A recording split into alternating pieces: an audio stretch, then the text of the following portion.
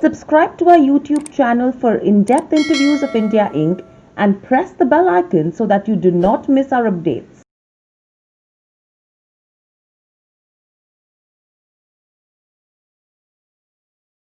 Hello and welcome to Nirmal, ladies and gentlemen. I'm Hiral Dadia. We have with us Rohan, Suryavanshi, Head Strategy and Planning at Dilip Buildcon joining in.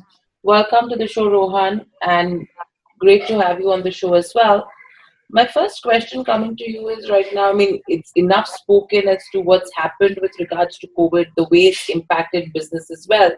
But overall, if you see for construction as a sector, the time before monsoon is really important, and that's something which has been lost for the sector as a whole.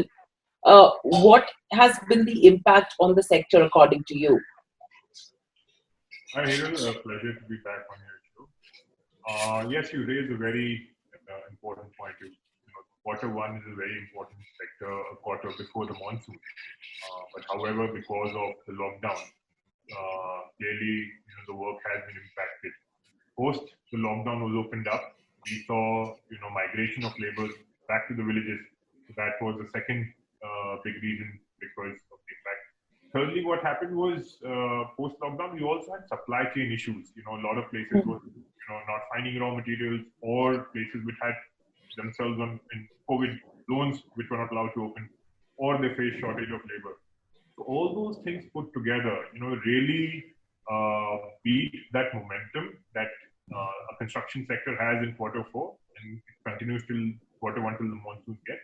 So all of that has had this huge impact on our obviously our execution capability. And I think while all these challenges are the same for everyone in the sector, and we work in 17 states, our business model is having our own people and our own equipment. Even with that, we saw challenges. And overall, I would say we were only able to do about 60 to 70% of the revenue that we could have done had all these problems not been there.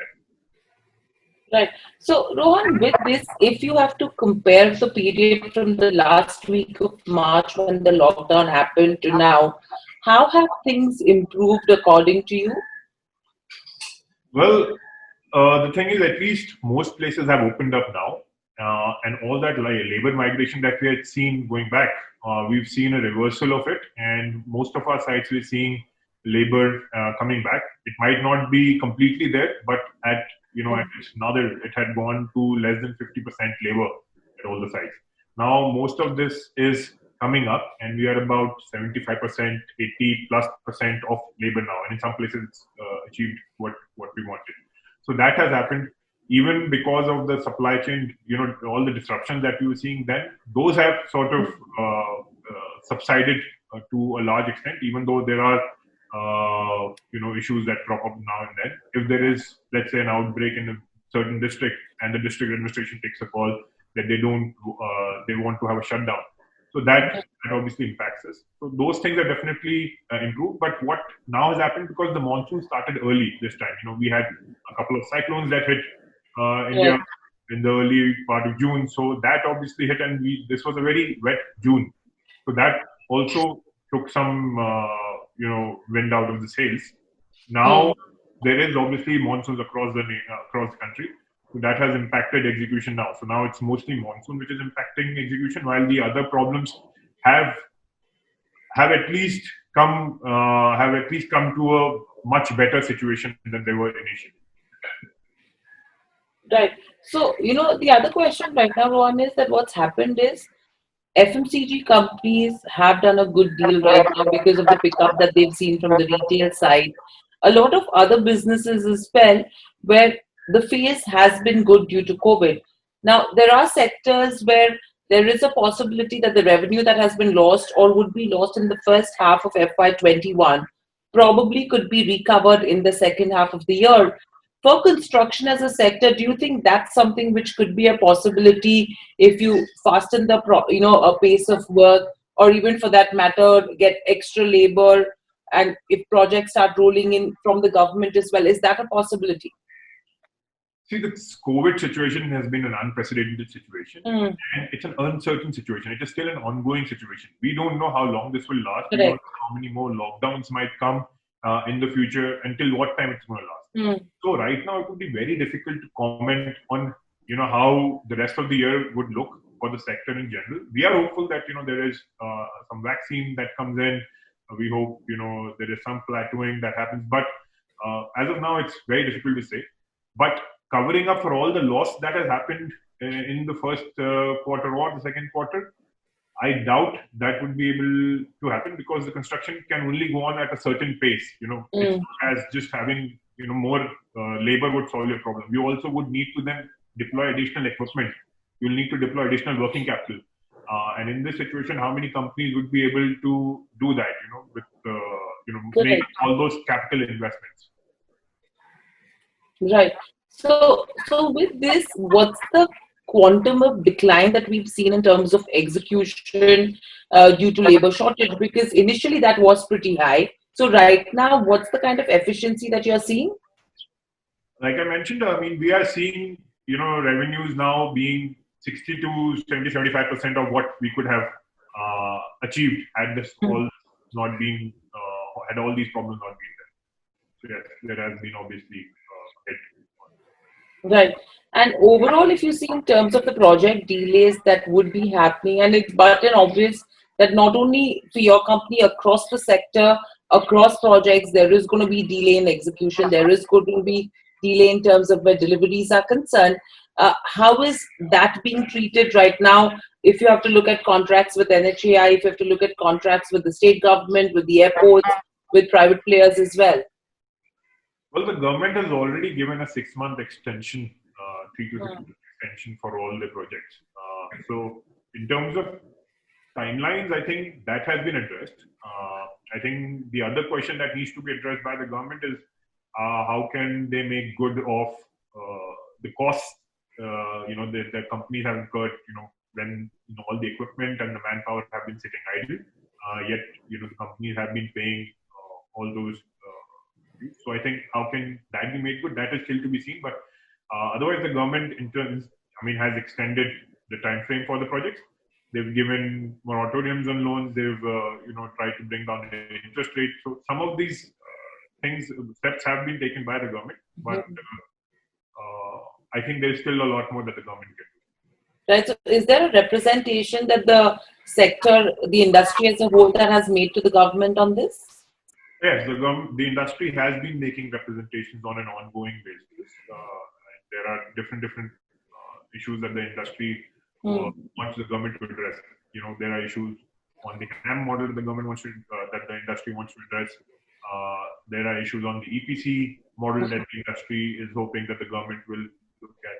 So there are many representations being made, but this is an ongoing process, and the iterative process. So I don't know what results it will finally yield, but on our part as an industry, we are trying to make the government aware of all the issues and the problems that we are facing on the ground.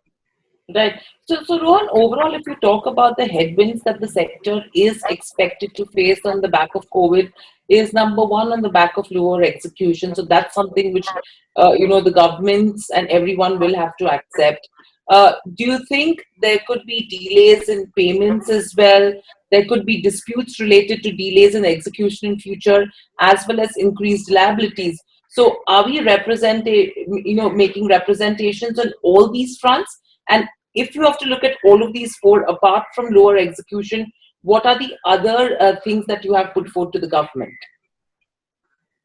I mean, till now, at least the government has been very prompt when it comes to payment. They have been making payments on time for all the contractors, and they've also relaxed certain rules when it came to payment. There used to be only when a certain milestone was achieved, only then would you be entitled for payment. But those milestones have been relaxed. So the government on its part is definitely doing some of those things. In terms of timeline, because the government has already extended it, and if this situation goes on further, I don't know if they might extend that even furthermore. But I don't foresee a lot of dispute or litigation happening around at least the timeline bit of it, because the government has given that blanket sort of covenant to everyone that they've given that extension. When it comes to costs and all, that might be an issue if it is not sorted out between the industry and the government. That might be a problem point later, which might lead to concessionaires or contractors going to the courts and asking for relief, because this has been this whole time has caused genuine losses to all the players involved. So I think it's just a very just ask. So with this, are the rules, regulations what the government is laying down similar for the central government and for the projects that come from the state government, or that differs yet? See, we mostly work with only the central government. So in our case, we've seen that the central government, there is one ideology. For the state governments, while there are different approaches that government may take, but they are also looking at whatever the central government is doing and taking a call based on that. So yeah, everyone I think is taking a very positive approach in these times. Right. And overall, with regards to where the order book stands right now, what is the kind of execution timeline are you looking at, taking all the challenges into consideration if you have to take a conservative view? I mean, see, order book currently, at the end of last quarter, we had about 19,500 worth of order book. Post that, we have won in the last month alone, we've won about 7,000 crores of new orders. And we have bid for a lot more projects, and we're expecting those also to open. So going forward, I don't see order book as a challenge, because there is a healthy mix of orders coming in, and as was our strategy that we want to be a more diversified player, we have been taking orders across different sectors. So there've been orders in dams, so there've been orders in specialized bridges, there've been orders in roads, and yada. We've diversified it, so I don't see that as a problem. Execution is currently the only how much would we actually be able to execute, given all the headwinds that we're facing. That is the larger challenge. From an order book perspective, I don't see there are a lot of challenges. Right. And with regards to execution as well, how much are you looking to deliver in this financial year? This would be too early to give you any kind of indication. Like I said, because it's an ongoing situation. I don't know whether this will be done by September, by December, by March. So, and how many more lockdowns or disruptions are we going to see? It's very difficult to give you any kind of. Right. And if we look at diversification as well, Rohan, I mean, at one point in time in 2018, roads contributed almost 85 to 90% of the order book, which has now come down to 60-65%. Now, if you have to look at the different segments where, the company has been dealing with, say, airports, your irrigation, mining, in this period right now of lockdown, of COVID, where is the execution faster in which segment right now? See, execution is kind of similar in all sectors. It's not like there is one sector which is lagging behind more than the other. All the sectors are going through a similar kind of execution phase. The projects which are within city limits, those projects, I guess, saw more of a hit, because within city limits the government was far more stringent, and especially in the larger cities when trying to control the COVID situation. I think those were probably more impacted than projects which were outside the municipal limits. So yeah, but as a sector-wise, I don't think there was a huge difference in terms of execution across sectors. Right. And overall, with regards to where execution like the Mumbai-Nagpur and expressway is concerned in UP, what's the status of the execution there? The project is going on decently well. It's going on as well as it can during these times. We have our whole team, our equipment all deployed on site. Unless there is any disruption at any point of time, we are able to do as much as we can. Right.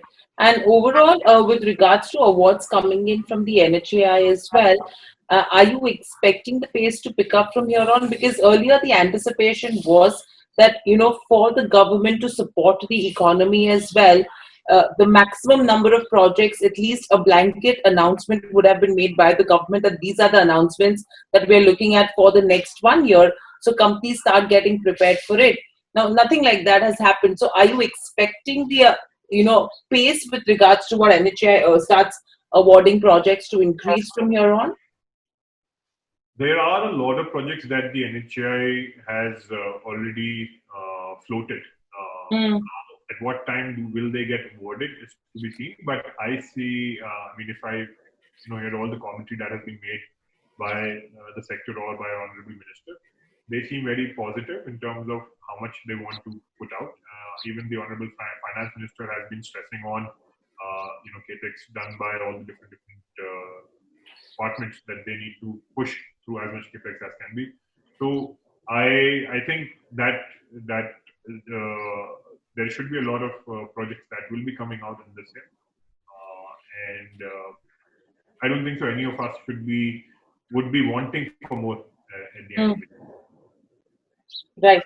And overall, moving forward, are we seeing any impact with regards to where HAM projects asset valuation is concerned, given the difference between the bank rates as well as interest rates on borrowings for concessionaries being high?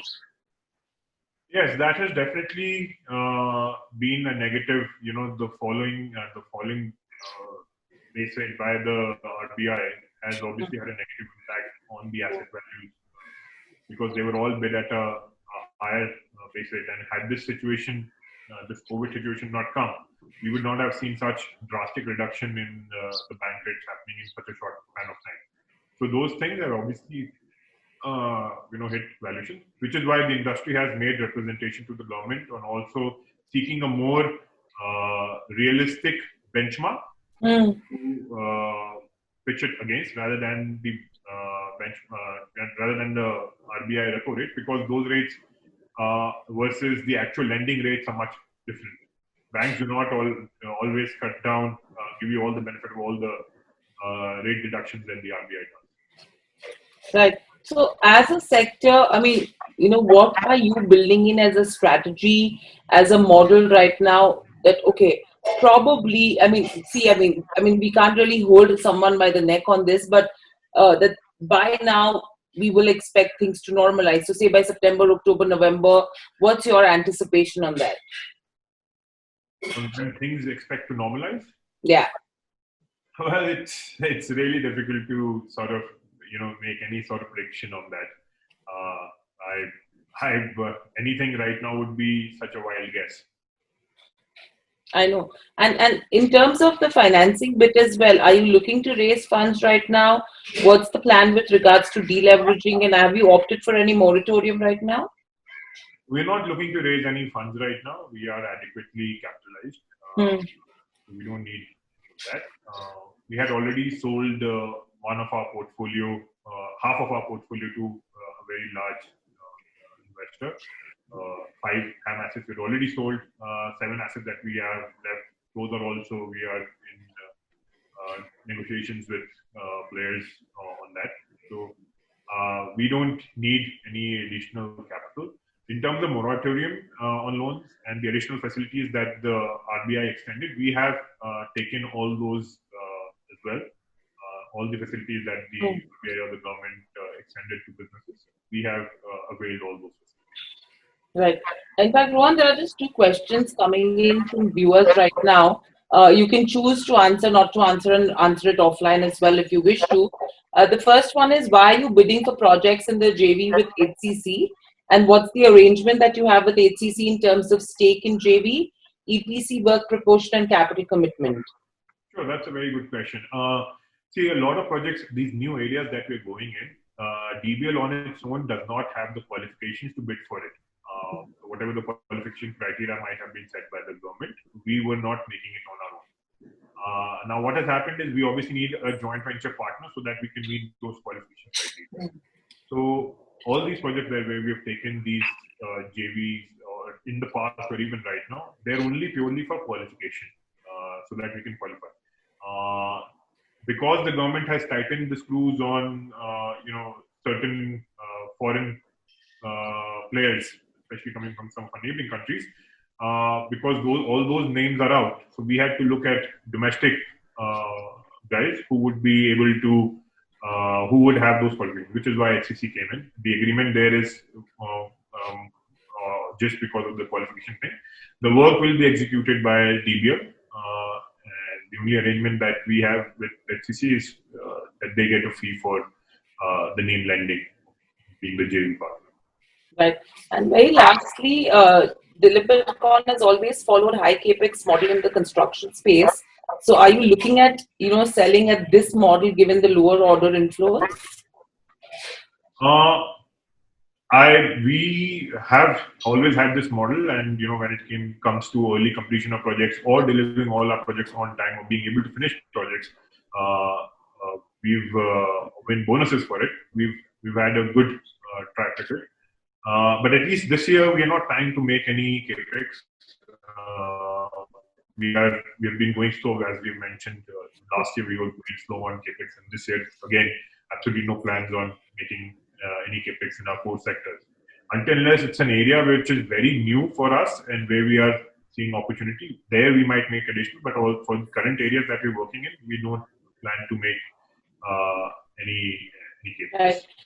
And lastly, Rohan, do you think there's a possibility that for the sector as a whole, the fixed costs, the operating expenses is something that could be going high due to the current situation, because getting back labor also is something which is a concern. So do you think operating costs for the sector as a whole could be high, which could be impacting on the margin front and on the profitability? I mean, just for the sector as a whole, to get a point.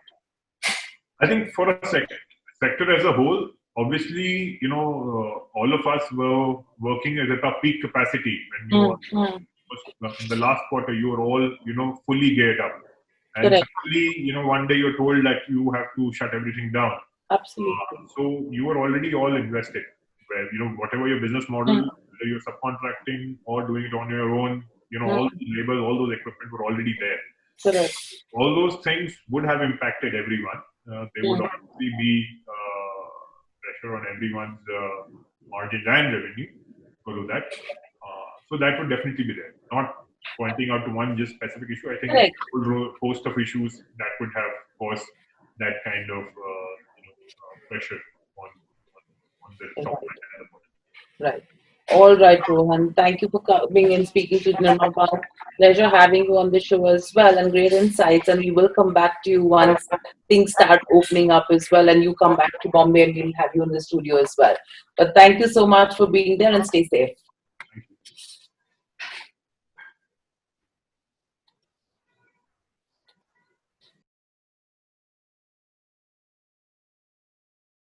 Thank you.